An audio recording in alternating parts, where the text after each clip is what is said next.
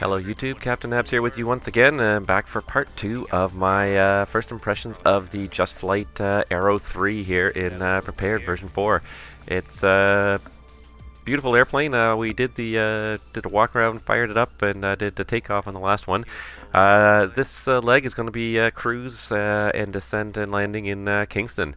For those of you that like a little added challenge, I invite you to use the link below in the comments, grab the sky vector chart, follow along, and see if you can pick out the lakes as we go. We're just going pure VFR today, no GPS backup, and see if we can make it. See if you can see if you agree with me where we are along the way. See if you can figure it out before I do. And yeah, it's going to be a lot of fun. So without further ado, we'll hop right back into it. Top of climb, just leveling off in cruise and figuring out where we are and how we're going to get to Kingston. We're on our way. Enjoy. Not letting it drift quite so much now. All right, now there's a lake over there, and there's a few towns, so that might be Mississippi Lake. But I think we've already passed Mississippi Lake from all the time we've been chatting here, and that's way too long to be. Well, that might be Mississippi Lake actually, because it's got two parts in it, and then it's Carlton Place would be more to the north of it. That could definitely be Mississippi Lake. We're a little bit, in which case we're a little bit east of our planned track, partly because I keep letting it drift. But we're pretty close, actually, if that's the case. So we're doing pretty good here. As we come down here, we should eventually cross a rail line. And pretty much Smith Falls should be just over here to the west. I don't know if we'll spot it or not.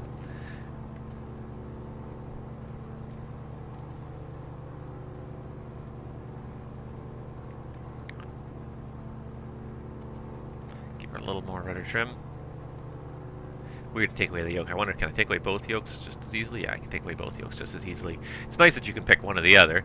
It's just that this yoke gets in the way very often of all the gauges. It's a very small panel. Everything's sort of sitting very close here, so seem to have it nicely established on course. We're a little bit 210. Yeah, I think that's Mississippi Lake.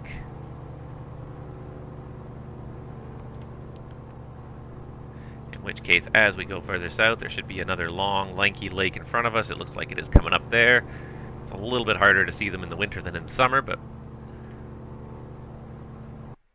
if that's the case, we're already almost halfway there.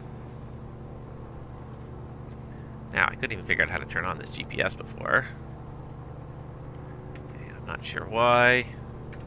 Stop turning, you silly thing.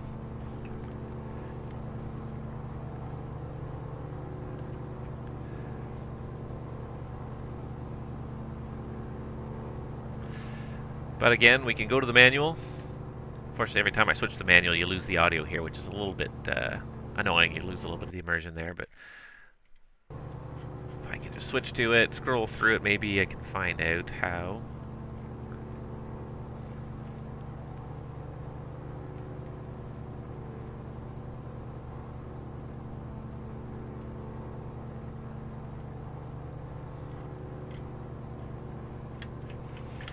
Cannot seem to figure out how to turn it on. Oh well, here's what else we could do. We could turn on the I got a DME, not so worried about the DME, but we could turn on the ADF. Because again, on my sky vector chart here, there is a beacon as you approach Kingston, 263. So let's go ahead and turn that.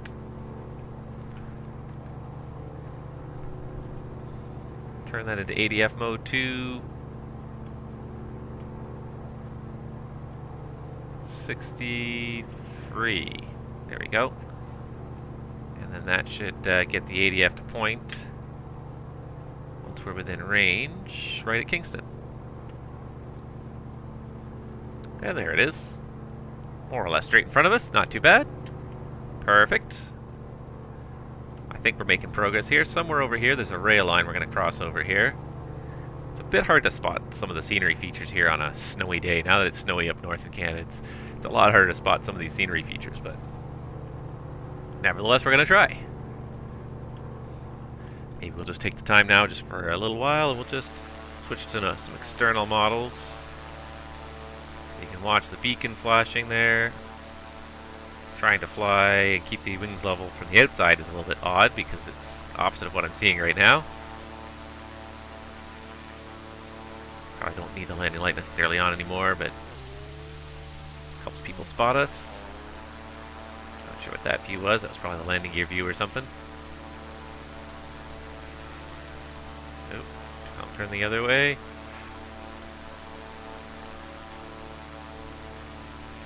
But definitely a very nice model of this aircraft. And apparently you can model some failures in this aircraft as well, which is something else I really like in any airplane I fly. In the simulator world, is I like to have some realistic failures, so you can have things like vapor lock as in this aircraft. You can kill your battery if you leave it on with the avionics switch on for a long time. You can kill the battery in this airplane. I would say that this is the next lake on our list here, which is, I think this is a big Redo Lake here, part of the Redo Canal. And, oh, there we go. And if you look behind the wing there, there is an airport right there. So that is most likely the Smith Falls Airport falling behind us, which would then confirm that this is Big Redo Lake. So without the GPS, I can still make it from one airport to another in this world. Even with my lousy heading holding ability. I think rudder pedals would really help with that, but hey.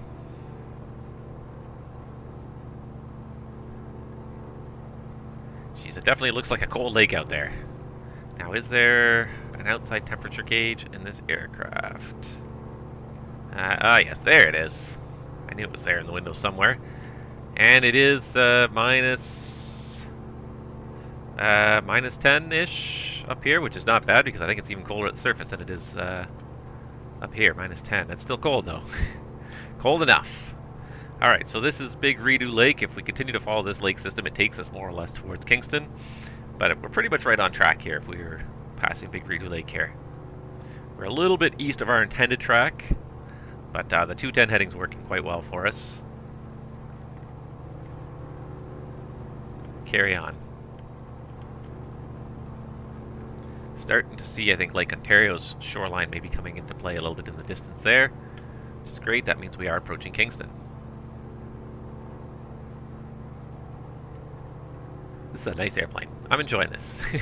You can see fingerprints and coffee stains all in the interior, but you can almost touch the interior here. Like, it's so well detailed, like the felt and everything, but also the formed textured plastic interior panels. Your shoulder harness is strapped on right there. I wonder if you can actually pull that. Oh, you can actually pull that to turn on the air in the cabin. Like, it's a pretty detailed model. The inside especially looks really good. This is definitely one of the better GA airplanes I've seen from the inside. Alright, so we've been flying along for quite a while now here. We're about halfway, so what we're going to do is we're going to go ahead and switch to the left tank.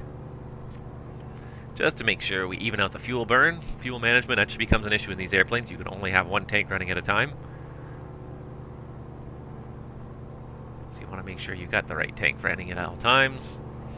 Alright, so we're passing over Big Redo Lake, and then there's two lakes over here to the east of Big Redo Lake.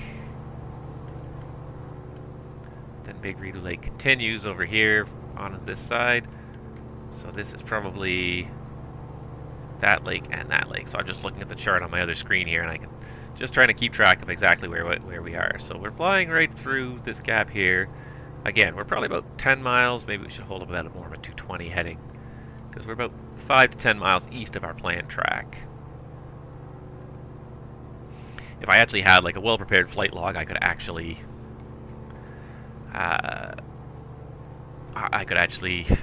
measure how far off course we are and try to get back on course, you know, in a systematic manner. As anyone who's ever done their private license knows about the double the error methods or the opening closing angle methods. But this flight, frankly, was just a quick little throw it together. I never intended it for it to be a huge undertaking. But in the future, if I do some longer legs, I might start doing that. I might try to get out the old charts and actually plan these legs out properly with proper headings and tracks and estimated winds, and see how well it works for me. As it is, I'm going to end up east of my destination. When I turned on course, drifted south twice. Drifted off course twice before I got some rudder trim in there. So there is some rudder trim in this airplane, and that is helping, I think. I just have to remember to take it out a little bit when we reduce the power for descent and landing.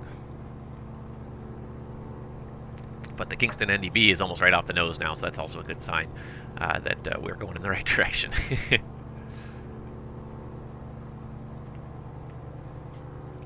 We can navigate in this world without GPS.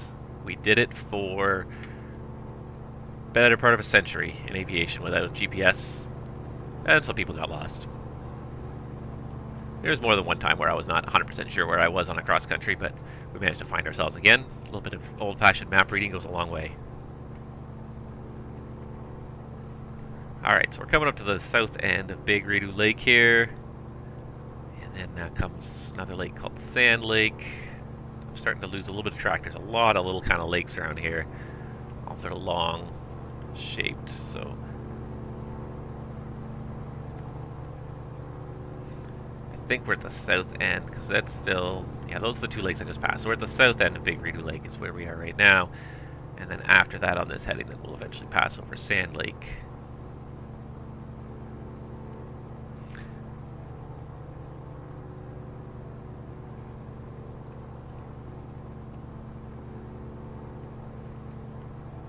Yeah, so this is still the continuation of Big Redo Lake, and then it becomes Upper Redo Lake over here. But along our track here, we're going to pass closer to Sand Lake after this.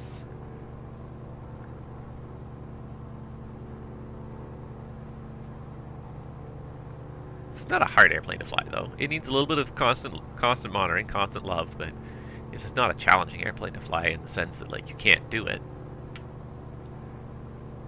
You can definitely do it.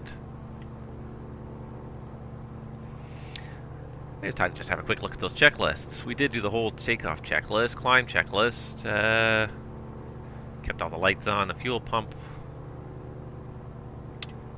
Oh, that's the landing lights. There we go, fuel pump can go off once we're up in the air. Really should have done this a while ago. Mixture and all that was done, climb is done, cruise, refer to performance tables, and fuel selector change every 15 minutes. There it is right there in the checklist. And then when we get to descent, we'll have to make sure we do apply power every 1,500 feet just to warm this thing up, because we don't want to shock cool the engine by taking it to idle on a nice cold winter day. Then when you want some power, when you try to level out at the bottom of your descent, you won't have any power available to you.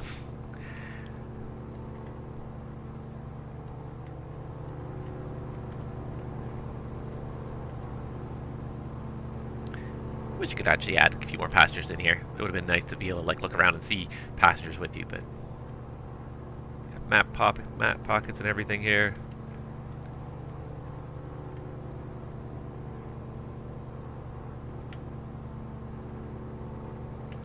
So I got a little bit of lower cloud up there. Might have to go around it. Alright. Let's make sure we know where we are here. A couple of lakes. There's kind of a triangular lake over here. It's probably Lower Beverly Lake. They're all marked on the map. It's probably Lower Beverly Lake. We're getting there. We've probably got about 30 miles to go. We're definitely more than halfway. Again, if I was to get my ruler out and actually measure it against the map, I could actually tell you exactly, yes, we're halfway or not. I'm really just eyeballing this, but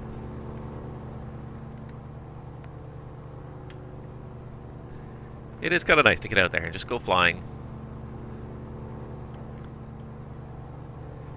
Hopefully this cloud doesn't extend all the way to Kingston. We can just find the airport when we want it. I think you can start to see the Lake Ontario shoreline in the distance there.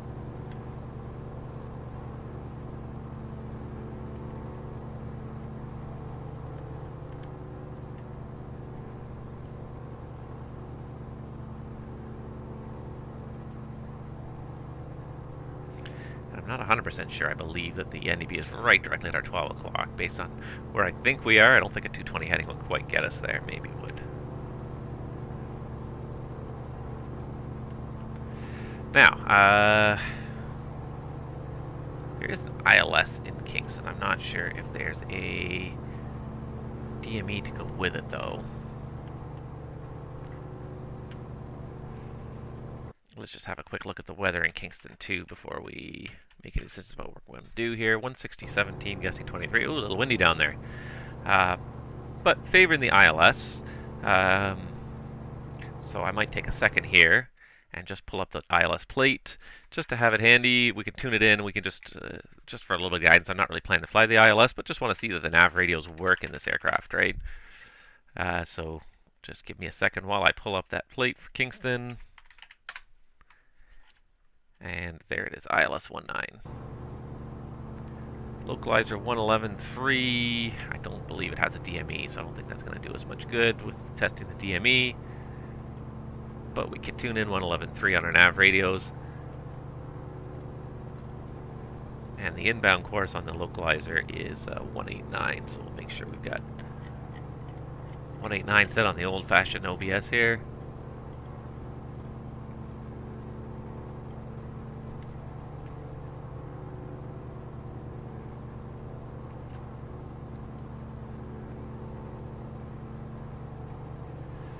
And same on this one.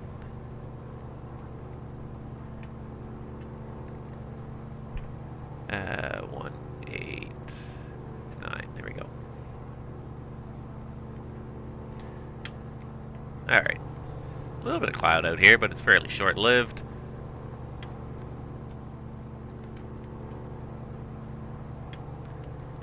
But as we continue here, we're going to be approaching the shoreline soon. I think I can see the shoreline a little bit there, so we're going to have to start a descent soon into Kingston.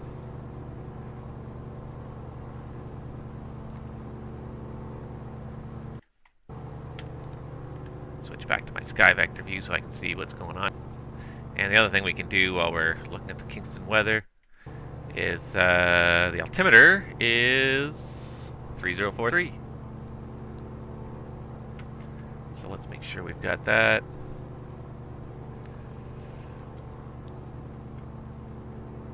Now, what's funny is that this altimeter only has millibars on it.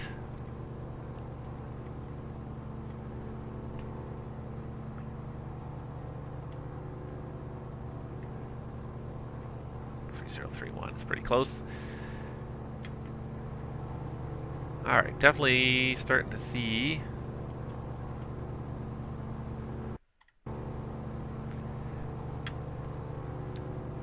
some shoreline coming in here, so we're going to start orienting ourselves here shortly as to where this airport is.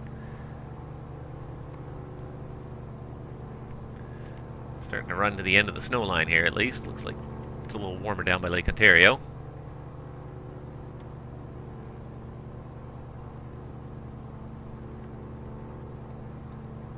Now, is this part of the St. Lawrence, or is this still lakes? I think this is still one or two more lakes we've got left here.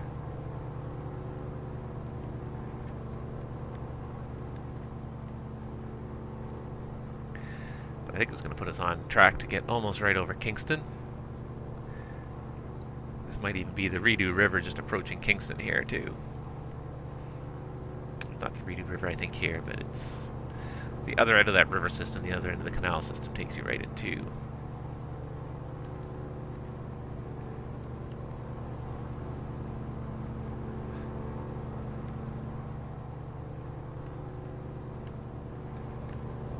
the other way we'll know when we are getting very close to Kingston is we will cross the 401, so it's a pretty big highway. Definitely can't miss it when we get there.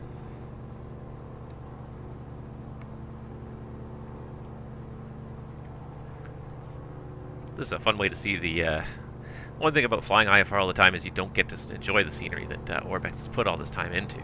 Now, you get a few black scenery areas here and there, but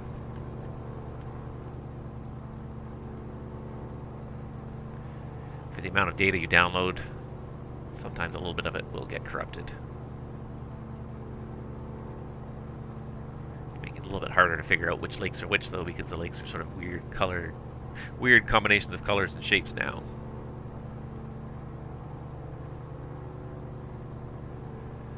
Now, that might be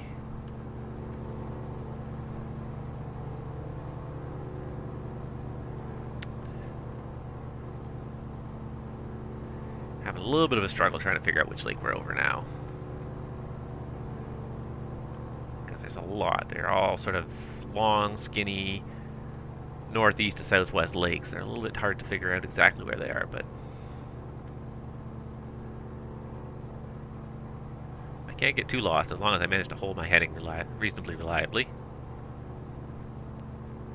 Now there is one fairly triangular lake here called Lowborough Lake.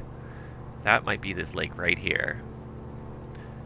It's triangular and it's got a very long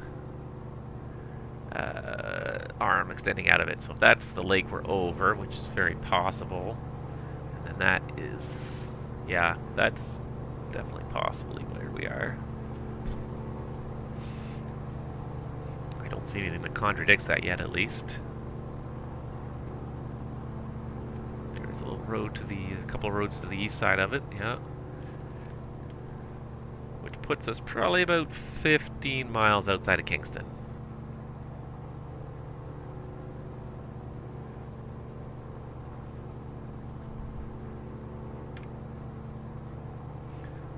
Start getting ready for the descent soon here.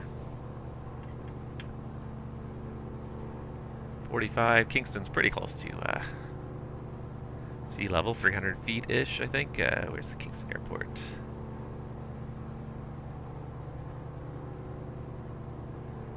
It's in that neighborhood anyways, so pretty much have to lose all of our 4,500 feet.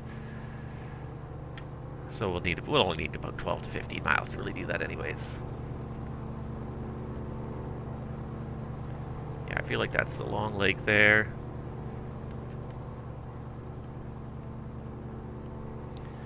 Well, if anything, we're getting closer to our original track again.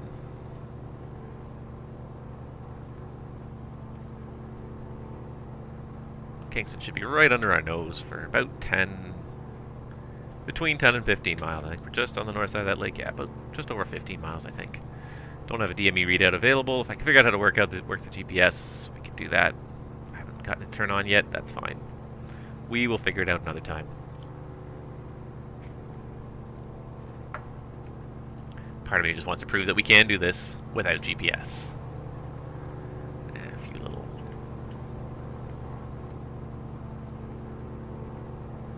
scenery glitches there. But overall, this is a fun little airplane. It's a lot more work. I haven't turned on the autopilot yet either. I know it's down here. Rid of this yoke for a second. Autopilot on, heading, roll. And apparently there is also an altitude mode. It's mostly a heading hold autopilot, but apparently there's also a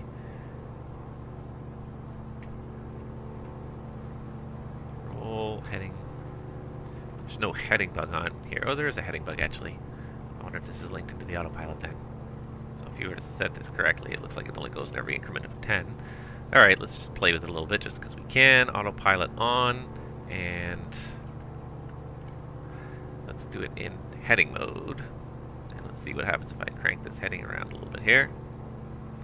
Well, she definitely started climbing. Nope. She was not well trimmed when the autopilot went on, that's for sure. We'll have to read up a little bit more about how to use it properly. Alright. Hey, it looks like we're getting down towards something here.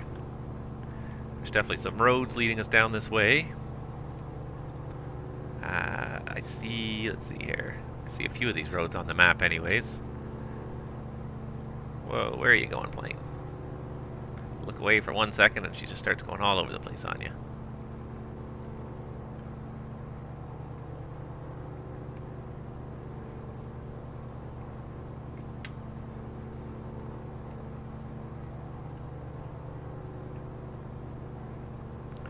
Alright, we're going to have to descend to get out of this cloud a little bit here.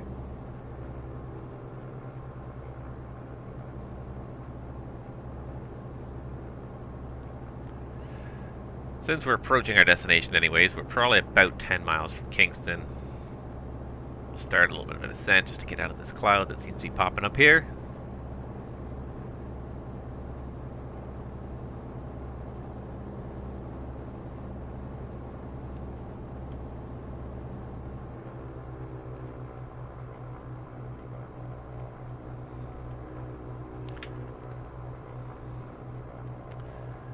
a little bit of a quick descent. 1,500 feet per minute really is a bit excessive, but I just want to get below this cloud deck here. Do a little bit of a warm for 10 seconds.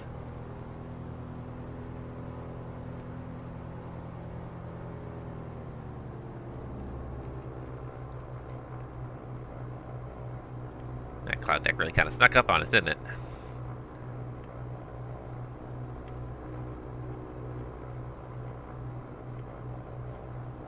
Let's see if we can level off 2,500 and hopefully remain VFR here. I think we're going to be okay at 2,500. It's going to be a little bit bumpy with that wind down here, though. It's also going to be a little bit harder to spot the lakes and everything.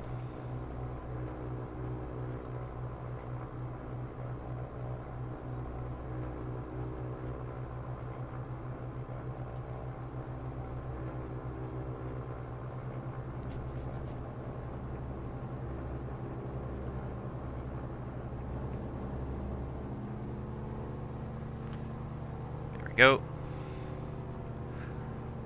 Level off 2,500. Ooh, she's bumpy down here. This is going to be a bit of a fun approach, I think.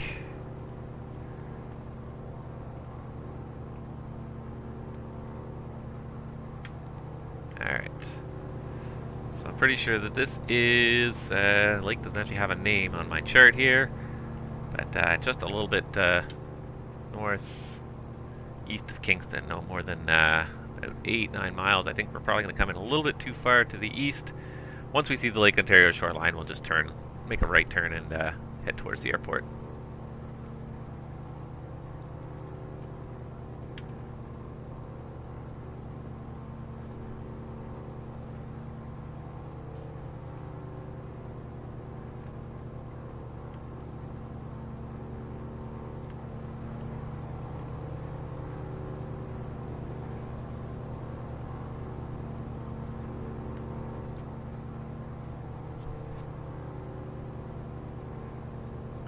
Still trying to hold my 210 heading and not doing a very good job, I tell you. I would fail my flight test for not being able to hold heading within 10 degrees. Spending too much time looking out the window. That's my excuse. Alright, actually I see a light up ahead. That might well be Kingston Airport.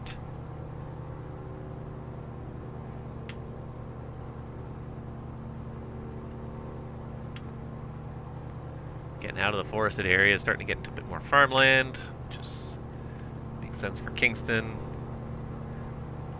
That river lake area passes just to the east. I use my binocular to zoom in a little bit here. I can see a highway that crosses that river there, and that's Kingston right there. That's the highway right there, which makes the airport pretty much right there at our 12 o'clock, and I think I see the runway. Well, that worked out very well, didn't it? Despite my horrible heading holding, we ended up pretty much pointed directly at the airport. Lovely. Fantastic. Alright, let's go ahead and hit the checklist. Yes, we powered up and applied for 1,500 feet to prevent excess cooling. Approach and landing. So fuel selector to the fullest tank. Let's have a quick look here. They're both about the same, so we're just going to leave it on the tank that's working for us. Fuel pump on. And mixture, we're going to go back to full rich in case we have to do a go-around. Propeller, we're going to wait till we get a little closer. Gear down, 129 knots max. Flaps, 103 knots max. Trim for 75 knots on the approach. And that's it. Alright. And we're going to do this properly here. So we're going to go ahead and fly overhead the field at 2,500 feet and then descend down. There's the Highway 401 there. That's Kingston right there. Very good. Yeah, so we're going to fly overhead to join the circuit properly for runway 19. Have a quick look at the runway conditions as we go over. There's actually a flight service station in Kingston, so we could also ask them for the runway conditions. But we'll demonstrate some good procedures here. So we're just going to fly a bit wide, a bit high, descend on the dead side of the field, and then join overhead for a left-hand downwind.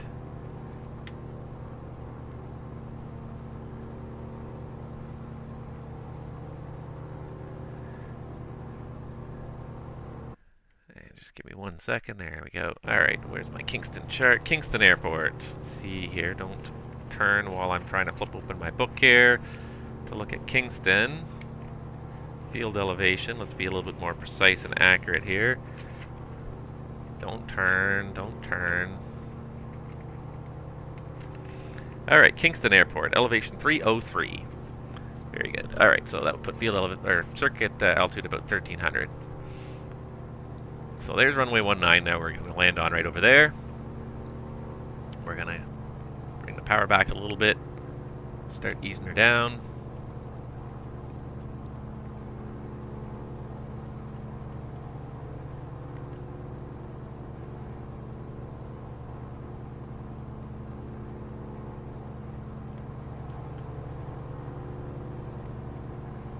And aim to cross overhead the field at 1300.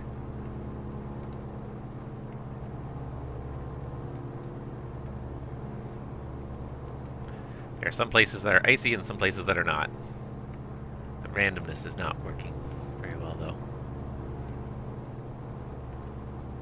It's funny because a lot of the transition on the land here is very nice. Like there's just some areas where it's a little bit snowy, patches of snow with uneven edges, but then the way it's drawing the ice on the water is not very good. Unfortunately. Ruining a little bit of the realism there, Orbex.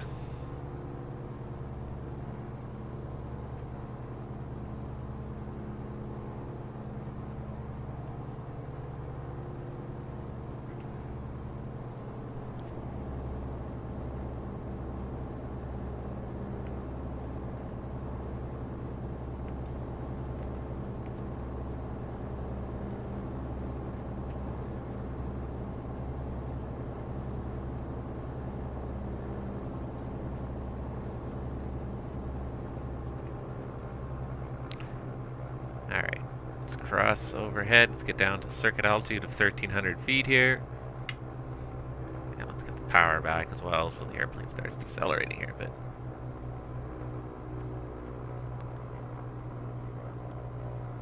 There's 1300 feet. Overhead the runway.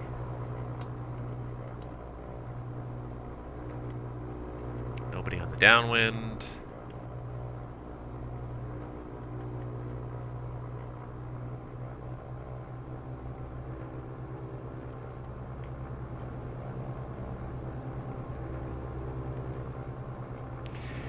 You know, when you look at it, you look at it closely, you see the textures are mostly flat. But if you're not looking closely at it, just sort of out of the corner of your eye, that Orbex scenery does look really good going by the window.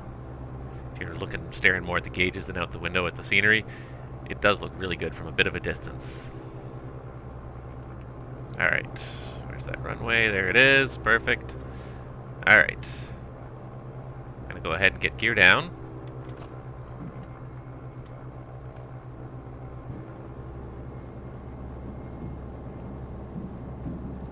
We're 75 knots on final. Lost a little bit of altitude there. That's probably a pretty good point for a base turn. It's not a big airplane. We don't need 6 miles of final. Alright, we're good for the first stage of flaps. I'm going to notch 1 notch of flaps out there. Get the power back. Trying to bring both the speed back and lose the altitude here. So we're doing about 90 knots around the corner here, and we want 75 knots for the approach speed here. Go ahead and get a second notch of flaps. I believe there's 3 notches in this airplane. I tried trying it out before we left. It seemed like 3 notches. I have flown this airplane, but it's been a very long time since I really flew it. So there's 80 knots. Looking pretty good. I didn't see any poppies as we came around here, so we're just gonna have to eyeball this here.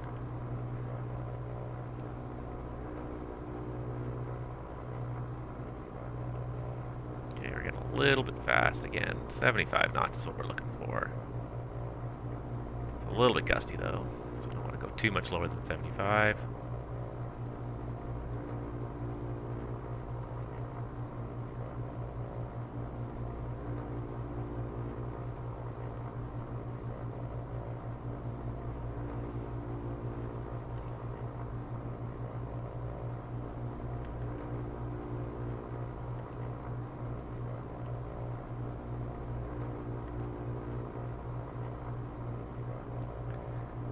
Alright. And it looks like we're firmly established here. Let's go final notch of flaps. So that definitely cut in a little drag there. Saw the speed bleed a little bit there. Wow, approaching at 75 knots is so slow. I'm just so used to being like at least 40 or 50 knots faster than this.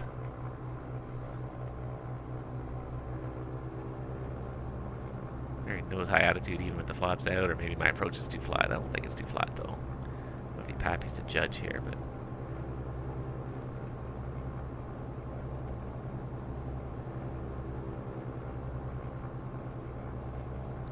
unfortunately I don't have any rudder pedals to help me with my crosswind landing either. Windsock actually doesn't look too bad. Try not to flare too high.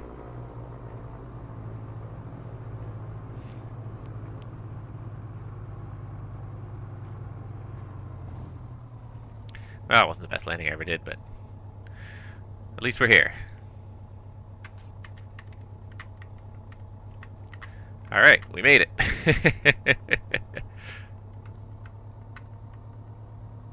I'm gonna roll all the way down the runway just to get to the apron anyways. There, that wasn't too bad though. But wow, that's a fun airplane, I gotta say. That is a lot of fun. I'm enjoying that already. And the detail on the inside here, the instruments, it's nice in one sense too that like you don't feel the need to zoom in. The instruments are so basic, and you know, you can just sort of go based on your eyeball position where the needles are. You don't feel the need to zoom in like you do with an airliner one where you want to bring up like a high precision one, a high precision pop out screen. Here you're happy to fly just looking down at the six pack from here.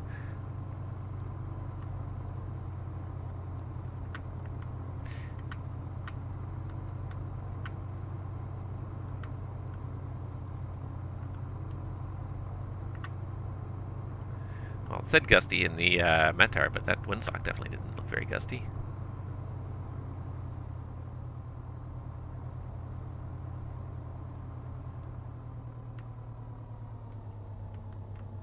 Alright, welcome to Kingston. See if I can find Alpha Taxiway. It's right after... yeah, right after the threshold of the runway here.